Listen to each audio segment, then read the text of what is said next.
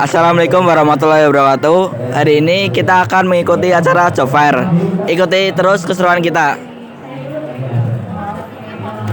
Saya Sarah dari 11 TKJ 1. Di sini saya izin menanyakan nama Bapak. Ya. Boleh?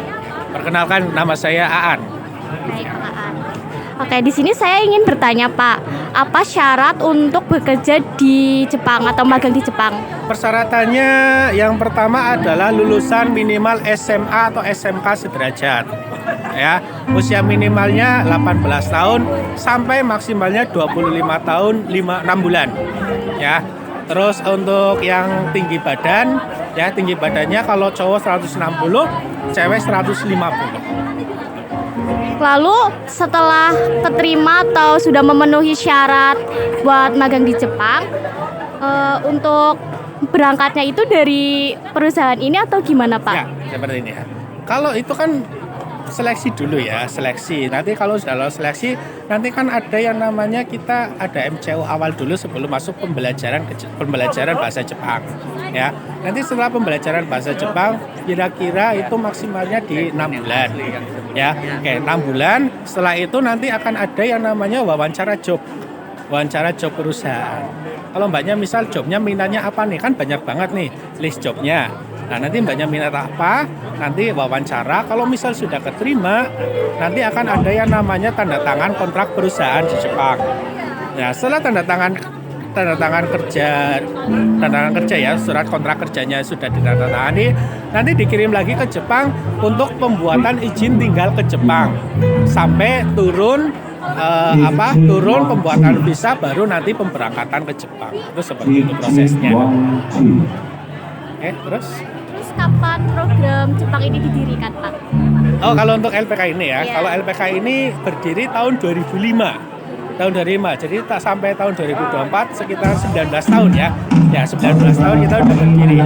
Ibaratnya kalau misal pertumbuhan manusia ya, kita sudah mulai masuk ke fase dewasa. Gitu semua.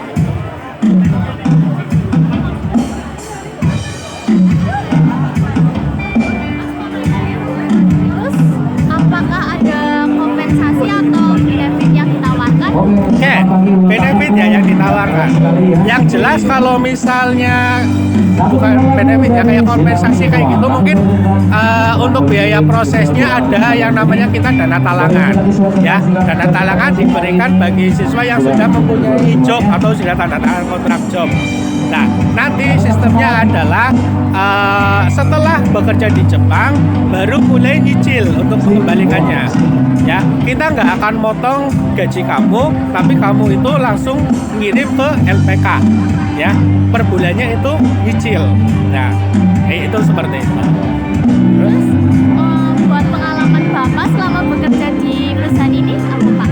Oke, yang penting yang jelas karena di sini siswanya itu paling nggak sekitaran 1 tahun kan ganti atau beberapa periode ganti. Ya mungkin saya bisa tahu ya karakter anak-anak itu seperti apa, mulai dari A sampai C, dan bagaimana cara menanganinya, bagaimana cara memotivasinya agar memang benar-benar dia itu motivasinya bangun, tidak terpuruk ya. Apalagi kan ada yang ibaratnya pembelajaran di bahasanya itu agak kurang. Biasanya kan siswa-siswa kami kan ada yang down lah ya. Nah, kita bagaimana cara menyemangatinya seperti apa? Ya mungkin itulah yang menjadikan di pekerjaan ini atau di LPK ini ya ibaratnya menyenangkan. Oh ya, Pak, ketinggalan satu nih. Ya. Untuk yang di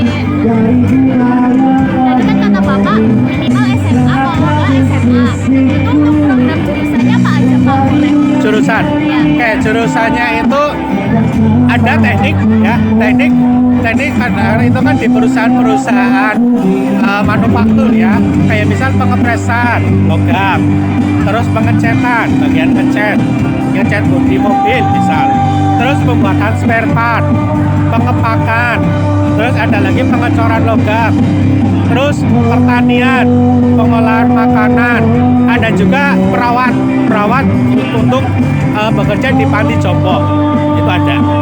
Baik, Pak, terima Ya. kasih. Ya, ya. Saya Reski Valansara dan rekan saya Itu utama Putra. kami di sini izin mewawancari Bapak. Apa aja sih Pak yang ada studi yang ada di universitas ini? Oke, di Ankom Purwokerto kita punya dua fakultas. Yang pertama ada Fakultas Ilmu Komputer, yang kedua ada Fakultas Bisnis dan Ilmu Sosial.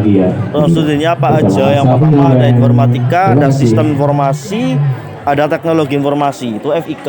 Kalau FBIS atau Bisnis Ilmu Sosial itu ada namanya Bisnis Digital dan Ilmu Komunikasi.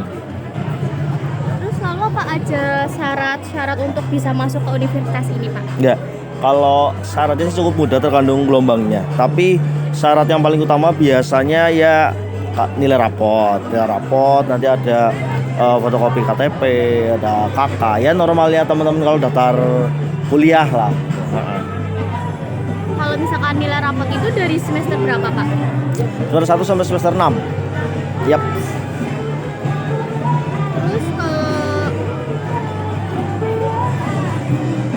kira-kira tuh berapa Pak biaya yang harus dikeluarkan buat daftar ke universitas ini? Oke.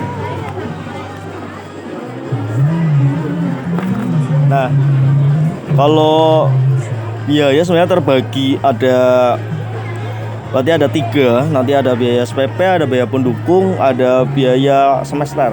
Nah, kalau biaya SPP kita range-nya itu dari 4 juta sampai 6.500.000 tergantung program studi yang diambil. Kalau biaya pendukung itu biasanya kewajiban dari mahasiswa baru. Itu sebesar 2.500.000, itu sudah include nanti dapat jas alma mater, dapat buku panduan akademik dan lain sebagainya sebagai mahasiswa baru. Dan nanti ada biaya semester dan pendukung lah. Ini biaya semester pendukung itu range-nya nanti antara 6 sampai 9 juta. Dan nanti kita itu sistemnya nanti flat. Jadi nanti sampai lulus teman-teman pembayarannya akan sama gitu. Lalu berapa harga UKT per semester? Tadi sudah disampaikan ya Mas ya. Nah, ya? iya, nanti tinggal di review lagi aja. Lanjut. Terus apa lagi? Apakah ada ketentuan kita harus ikut jika kita diterima di univ ini? Ikut gimana maksudnya? Kayak ada ketentuan Ketentuan berseragam gitu. atau gimana gitu Pak? Oh, kalau seragam ya namanya kuliah teman-teman seragamnya bebas. Seragamnya bebas, yang penting berkemeja, bersepatu. Gitu ya. Yang perempuan boleh berkerudung, boleh enggak juga. Yang penting ya mengurangi lah ya kalau kita menjadi mahasiswa yang baik ya mungkin jangan tatoan sebenarnya boleh tapi ya jangan tatoan gitu ya. Terus tindik juga jangan pakai tindik gitu ya. Selayaknya aja rapih, bebas sopan, rapih, iya betul. Kalau hal-halnya kayak merokok itu biasanya kita ada sediakan tempat-tempat bagi ya anak-anak kan kadang yang merokok ya. Itu boleh tapi di tempat-tempat tertentu aja.